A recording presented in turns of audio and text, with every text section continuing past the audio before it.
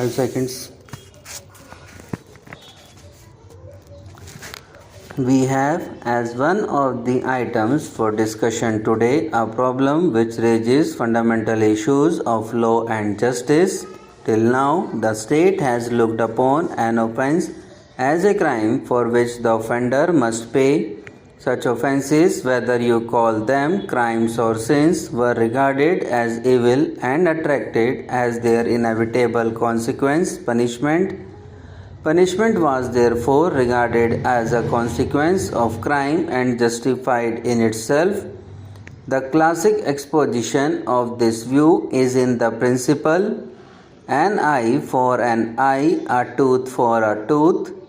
Later ages, however, raised the question of the utility or justification of punishment. Critics arose who asked how a murdered person benefited by the slaughter of his murderer. In fact, the only result was the loss of life of two individuals instead of one. Punishment was therefore sought to be justified on grounds of its deterrent character, but even this did not satisfy critics who pointed out that, as a matter of fact, punishment did not deter. A new school of thought arose which approached the problem of punishment from the point of view of reform of the offender. Instead of a retributive theory of punishment, we thus find the emergence of an educative and reformatory theory of punishment. This dispute between the different theories of punishment has not yet been settled, but on one point there is almost unanimous agreement among both theorists and practical men of affairs. All agree that in the case of juveniles, there must be a change of outlook with regard to punishment. For one thing, young persons without maturity of judgment cannot be held fully responsible for their actions. For another, experience has shown that confinement of such juveniles in jails confirms them into criminals. In fact, children who may have committed some crime through want of knowledge or on the impulse of the moment become habitual criminals if they are once sent to jail. Recognition of this fact has led many countries to provide separate establishments for juveniles. In India, we have had reformatories and houses of correction in different provinces, but it must be admitted that even these have not fully met the purpose. The provision of such reformatories or juvenile jails has no doubt separated the juvenile offenders from the confirmed criminals, but as they themselves have been miniature jails, the educative aspect has not found the emphasis. The position with regard to the care and management of juvenile delinquents is thus obviously unsatisfactory. In the first place, not all the provinces that have children's acts on their statute books are working them adequately. The work is chiefly confined to bigger cities, and even there it leaves much to be desired.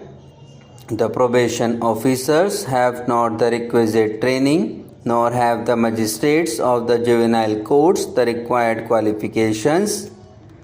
The certified schools are not working properly, and aftercare is all but non-existent.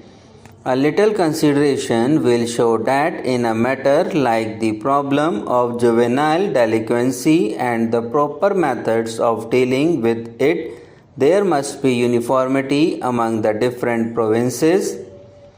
It is also desirable that the practice of this country should conform as far as possible to that of other enlightened countries of the world. In the UK, the persons between the age of 8 and 17 are regarded as juveniles and are tried by special juvenile courts. Panels of magistrates are selected from justices of peace, and according to present regulations, these panels consist of 2 or 3 persons selected every 3 years. In metropolitan courts, one of the magistrate must be a woman, while outside London, this practice is observed as far as possible.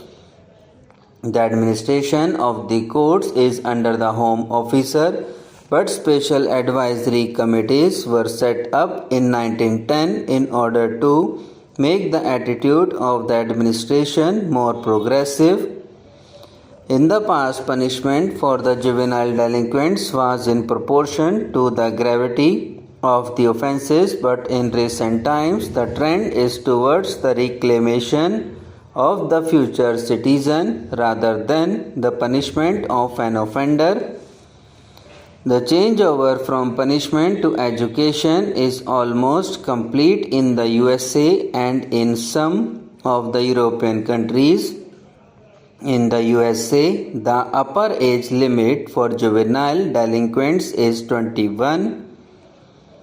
Up to the age of 18, the offender is under the exclusive jurisdiction of the juveniles court, but from 18 to 21, these courts exercise a concurrent jurisdiction with the ordinary courts. The trend of legislation is to make the juvenile courts independent of the ordinary system of criminal justice. In addition to the special magistrates, the USA provides for referees to assist in the hearing and disposition of the cases. Where the delinquent is a girl, it is the practice to associate a properly qualified woman referee with the court. The USA has no advisory bodies, perhaps because social service agencies play an important part in all cases before the juvenile courts as such.